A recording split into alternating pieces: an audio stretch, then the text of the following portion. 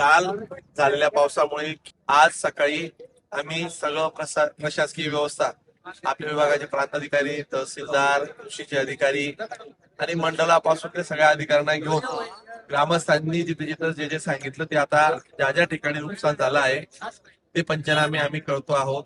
बऱ्याच ठिकाणी विहिरींचे भराव खचलेत, काही ठिकाणी ढोरं वाहून गेलेत, काही ठिकाणी कोंबड्यांचं नुकसान झालंय, काही ठिकाणी घरं खचलीत, काही ठिकाणी शेतांचं पूर्ण खरडून निघाले आहेत. एवढ्या मोठ्या प्रमाणात हे नुकसान झालं आहे.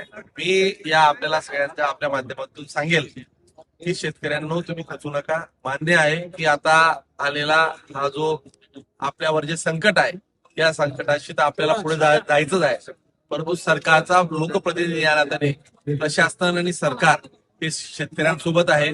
आपण आजवर गेले अनेक वेळेस पाहिलं, दुर्दैवाने जेव्हा जेव्हा संकट आली त्या संकटांच्या सोबत मीही आपल्या सोबत राहिलो. आता तात्पुरत्या स्वरूपात आजच्या आज 200 परिवाराला जेवणाचं किट आम्ही आज वितरित करत आहोत.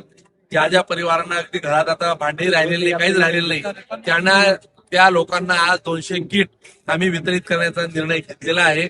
आज हे किट सायंकाळपर्यंत आम्ही पाठवू आणि माझी आपल्याला विनंती असेल की आज उद्या अजून जर थोडा पाऊस पडला तर आपण सगळ्यांनी सेफ राहायचं आहे, सगळ्यांनी सुरक्षित ठिकाणी स्थळी राहावं एवढी आपल्याला विनंती.